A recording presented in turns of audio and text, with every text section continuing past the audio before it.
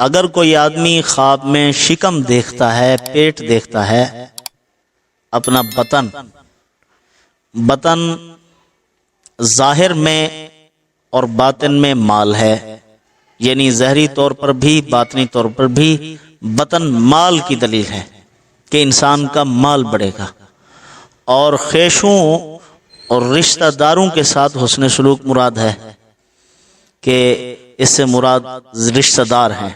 اگر پیٹ کو بڑھا ہوا دیکھتا ہے تو اس کا مطلب بھی یہی ہے کہ اس کے رشتہ دار بہت بڑھ جائیں گے، ان کے ساتھ اچھا سلوک قائم ہوگا۔ اسی طرح اگر کسی عورت نے خواب دیکھا ہے کہ اس کے پیٹ سے بچہ نکلا ہے، بیٹا نکلا ہے، تو یہ اس امر کی دلیل ہے کہ ان کو اللہ پاک ایسا بیٹا عطا فرمائیں گے کہ وہ ان کے خاندان کی عزت و مقام و مرتبے کا سبب بنے گا، یعنی ان کے خاندان کی بہت عزت بڑھ جائے گی۔ اگر کسی نے ایسے ہی دیکھا ہے کہ پیٹ چرا ہے اور بچہ نکل آیا ہے باہر، تو قیصر بھی کہتے ہیں جس کو پیٹ چیر کر نکالا گیا ہو۔ قیصر روم جو تھا نا، وہ اپنے اس بات پر فخر کرتا تھا کہ میں ایسے طریقے سے پیدا ہوا ہوں، ایک امتیازی طریقہ ہے، لوگ فطری راستے سے پیدا ہوتے ہیں، میں ایک عجیب امتیازی طریقے سے پیدا ہوا ہوں، یعنی اس کی ماں فوت ہو گئی تھی، پیٹ چاک کر کے اس کو نکالا گیا تھا، تو وہ اس پر فخر کرتا تھا۔ آج کل یہ فخر ہر کسی کو حاصل ہے، بہت سے بچے ایسے ہیں جو آپریشن سے پیدا ہوئے ہیں۔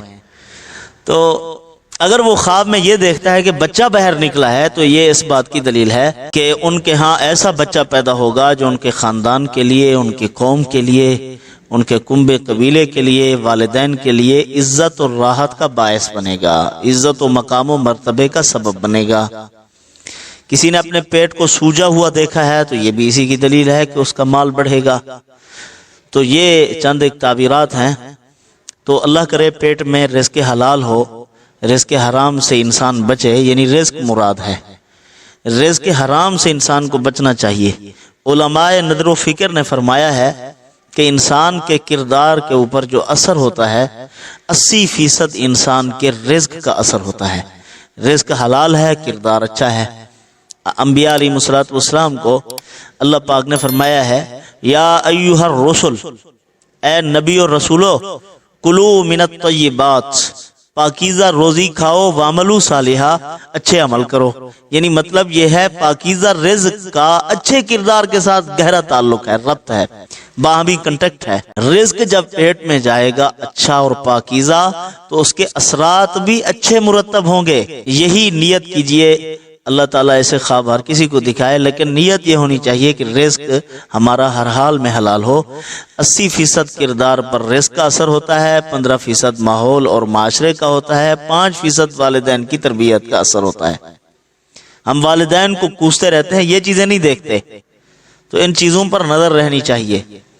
صحابہ اور صحابیات، ان کا یہ حال تھا۔ صحابیات جب صحابی باہر کمانے کے لیے جا رہے ہوتے، وہ کہتی تھی، صحابہ کا ایمان تو اپنی جگہ بہت بلند تھا، تو ان کی گھر والیاں کہتی تھی کہ حرام رزق یا مشتبہ کی کوئی ضرورت نہیں ہے، ہم فاقے کر لیں گی، لیکن رزق حرام نہیں آنا چاہیے گھر میں۔